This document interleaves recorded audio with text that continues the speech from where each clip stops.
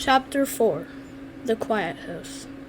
Miss Dovetail was buried in the graveyard, in the city within the city, where generations of royal servants lay. Daisy and her father stood hand in hand looking down at the grave, for a long time. Bert kept looking back at Daisy as his tearful mother and grim-faced father led him slowly away. Bert wanted to say something to his best friend, but what had happened was too enormous and dreadful for words. Bert could hardly bear to imagine how he'd feel if his mother had disappeared forever into the cold, hard earth. When all their friends had gone, Mr. Dovetail moved the purple wreath sent by the king away from Miss Dovetail's headstone and put it in its place the small bunch of snowdrops that Daisy had collected that morning. When the two Dovetails walked slowly home to a house they knew would never be the same again. A week after the funeral, the king rode out of the palace with the royal guard to go hunting. As usual, everyone along his route came rushing out into their gardens to bow, curtsy, and cheer. As the king bowed and waved back, he noticed that the front garden of one cottage remained empty. It had drapes at the windows and the front door. "Who lives there?" he asked Major Beamish. "That's the Dovetail house, your majesty," said Beamish. "Dovetail? Dovetail?" said the king, frowning. "I've heard that name, haven't I?" Yes, sire," said Major Beamish. Mr. Dovetail is your majesty's carpenter, and Miss Dovetail was your majesty's head seamstress." "Ah, yes," said King Fred hurriedly. I remember." And sprang his milk-white charger into a canter, he rode swiftly past the black-draped windows of the Dovetail cottage, trying to think of nothing but the day's hunting that lay ahead. But every time the king rode out after that, he couldn't help but fix his eyes on the empty garden and the black-draped door of the Dovetail residence. And every time he saw the cottage, the image of the dead seamstress clutching that amethyst button came back to him. Finally, he could bear it no longer, and summoned the chief adviser to him. "Herringbone," he said, not looking the old man in the eye, "there's a nice house on the corner on the way to the park. Rather a nice cottage, large-ish garden. The Dovetail house, your majesty?" "Oh, that's who lives there, is it?" King Fred said airily. "Well, it occurs to me that it's a rather big place for a small family. I think I've heard there are only two of them. Is that correct?" "Perfectly correct, your majesty. Just two, since the mother. It doesn't really seem fair, Herringbone, for that nice spacious cottage to be only given to two people, when there are families of 5 or 6. I believe who'd be happy with a little more room." "You'd like me to move the Dovetails, your majesty?" "Yes, I think so," said King Fred, pretending to be interested in the tip of the satin shoe. "Very well, your majesty," said the chief adviser, with a deep bow. "I shall ask them to swap with Roach's family, who I'm sure would be glad of more space, and I shall put the Dovetails in the Roach's house." "And where is that exactly?" asked the king nervously, for the last thing he wanted was to see those black drapes even nearer the palace gates. "Right on the edge of the city within the city," said the chief adviser. "Very close to the graveyard That sounds suitable," interrupted King Fred, leaping to his feet. "I have no need of details. Just make it happen, Herringbone. There's a good chap." And so Daisy and her father were instructed to swap houses with the family of Captain Roach, who, like Bert's father, was a member of the king's royal guard. The next time King Fred rode out, the black drapes had vanished from the door, and the Roach children, 4 strapping brothers, the ones who'd first christened Bert Beamish Butterball, came running into the front garden and jumped up and down, cheering and waving cornucopian flags. King Fred beamed and waved back at the boys. Weeks passed, and King Fred forgot all about the Dovetails and was happy again. Chapter 5 Daisy Dovetail. For some months after Miss Dovetail's shocking death, the king's servants were divided into 2 groups. The first group whispered that King Fred had been to blame for the way she'd died. The second preferred to believe that there had been some kind of mistake, and the king couldn't have known how ill Miss Dovetail was before the order, and that she must finish his suit. Miss Beamish, the pastry chef, belonged to the second group. The king had always been very nice to Miss Beamish, sometimes even inviting her into the dining room to congratulate her on particularly fine batches of Duke's Delight or Folderol fancies. So she was sure he was a kind, generous, and considerate man. You mark my words. Somebody forgot to give the king a message, she told her husband, Major Beamish. He'd never make an ill servant work. I know he must feel simply awful about what happens. Yes, said Major Beamish. I'm sure he does. Like his wife, Major Beamish wanted to think the best of the king, because he, his father, and his grandfather before him had all served loyally in the royal guard. So even though Major Beamish observed that King Fred seemed quite cheerful after Miss Dovetail's death, hunting as regularly as ever, and though Major Beamish knew that the Dovetails had been moved out of their old house to live down by the graveyard, he tried to believe that the king was sorry for what had happened to his seamstress, and that he'd had no hand in moving her husband and daughter.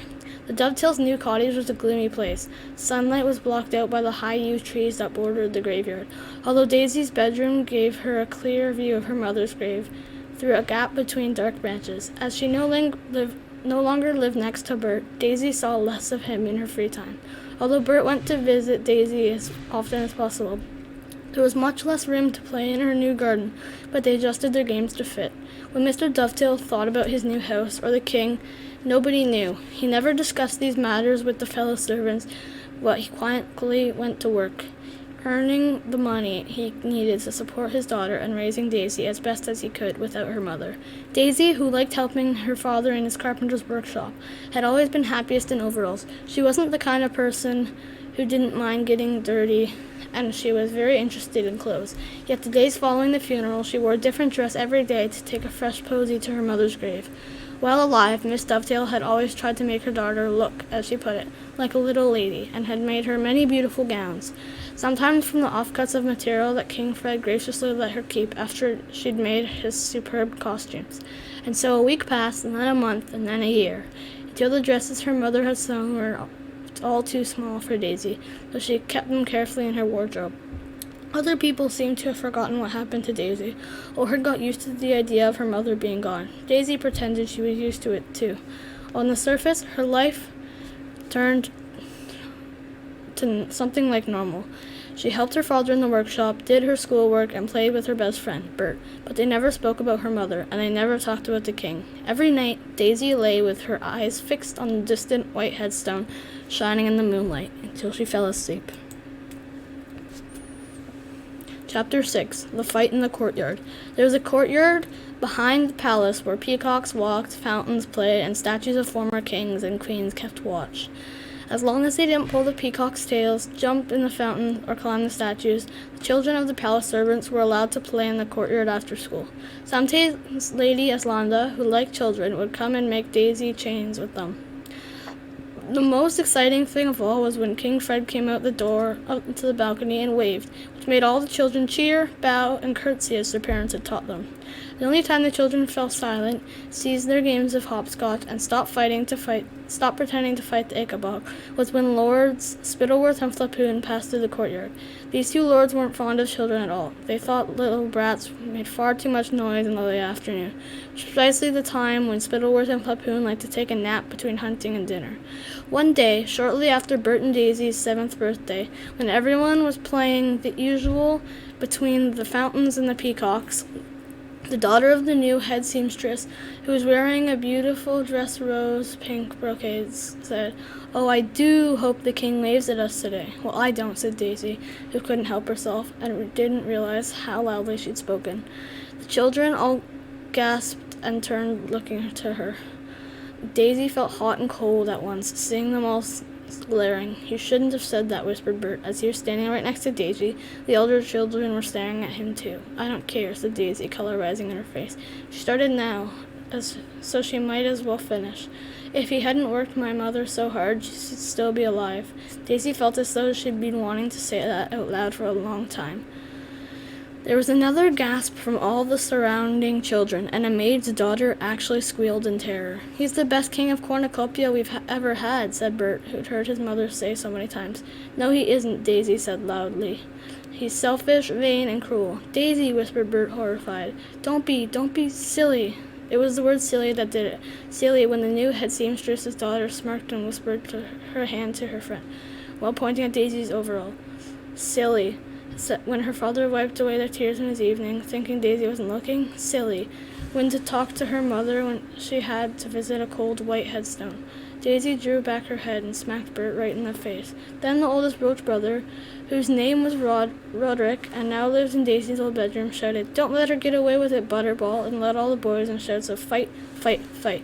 Terrified, Bert gave Daisy's shoulder a half-hearted shove, and it seemed that the only thing to do was to launch herself at Bert, and everything became dust and elbows until suddenly the two children were pulled apart by Bert's father, Major Beamish, come running out of the palace on hearing the commotion to find out what was going on. "Dreadful behavior," muttered Lord Spittleworth, walking past the Major and the two sobbing, struggling children.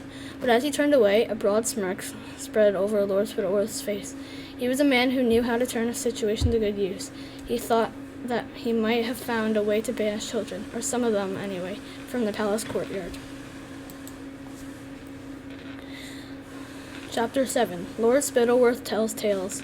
That night the two lords dined, as usual, with King Fred, after a sumptuous meal of Baronstone venison, accompanied by the finest Jeroboam wine, followed by a selection of Kurtzburg cheeses and some of Miss Beamish's featherlight fairies' cradles. Lord Spittleworth decided the moment had come. He cleared his throat and said, "I do hope, Your Majesty, that you weren't disturbed by the disgusting fight among the children in the courtyard this afternoon." "Fight?" repeated King Fred, who'd been talking to his tailor about the design for a new cloak, so he heard nothing. "What fight?" "Oh dear, I thought Your Majesty knew," said Lord Spittleworth, pretending to be startled. "Perhaps Major Beamish could tell you about it." But King Fred was amused rather than disturbed. "Oh, I believe scuffles among children are quite usual." Spittleworth and Flapoon exchanged looks behind the king's back. Spittleworth tried again. "Your Majesty, as ever, the very soul of kindness." "Your Majesty is as ever the very soul of kindness," said Spittleworth. "Of course, some kings," Flapoon muttered, brushing crumbs off the front of his waistcoat.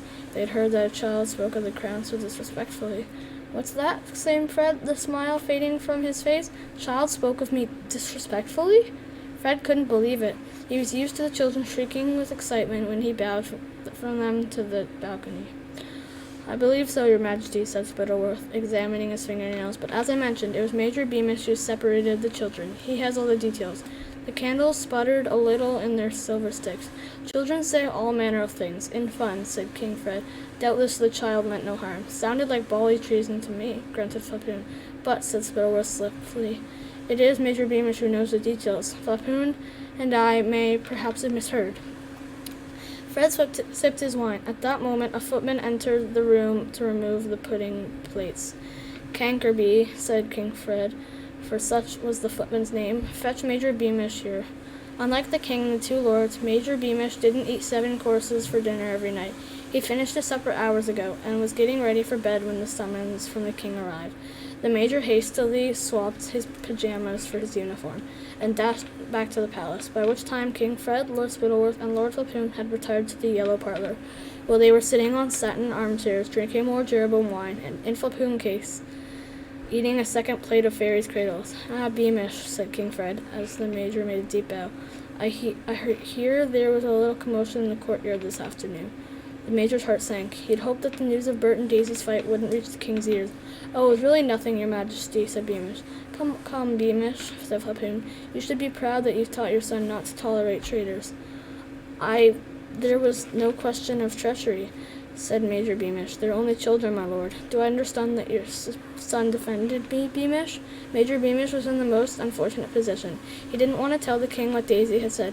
Whatever his own loyalty to the king, he quite understood why the motherless little girl had felt the way she did about Fred, and the last thing he wanted to do was get her in trouble. At the same time, he was well aware that there were 20 witnesses who could tell the king exactly what Daisy had said, and was sure that if he lied, Lord Spittleworth and Lord Flapoon would tell the king that he, Major Beamish, was also disloyal and treacherous. "Yes, Your Majesty, it's true that my son Bert defended you," said Major Beamish. "However, allowance must surely be made for the little girl who said the unfortunate thing about Your Majesty. She's passed through a great deal of trouble, Your Majesty, and even unhappy grown-ups may talk wildly at times." "What kind of trouble has the girl passed through?" asked King Fred, who couldn't imagine any good reason for a subject to speak irritably. Her name is Daisy Dovetail, Your Majesty, said Major Beamish, staring over King Fred's head at a picture of his father, King Richard the Righteous. Her mother was the seamstress who— Yes, I remember, said King Fred loudly, cutting Major Beamish off. Very well, that's all, Beamish. Off you go. Somewhat relieved, Major Beamish bowed deeply again, and had almost reached the door when he heard the king's voice. What exactly did the girl say, Beamish? Major Beamish paused with his hand on the doorknob. There was nothing else for it but to tell the truth. She said that Your Majesty is selfish, vain, and cruel, said Major Beamish. Not daring to look at the king, he left the room.